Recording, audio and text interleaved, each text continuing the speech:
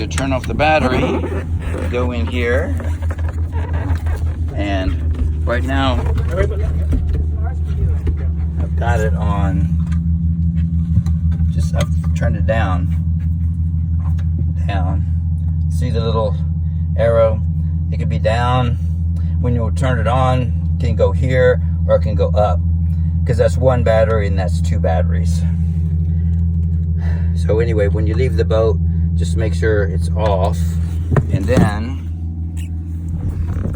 plug in the cord.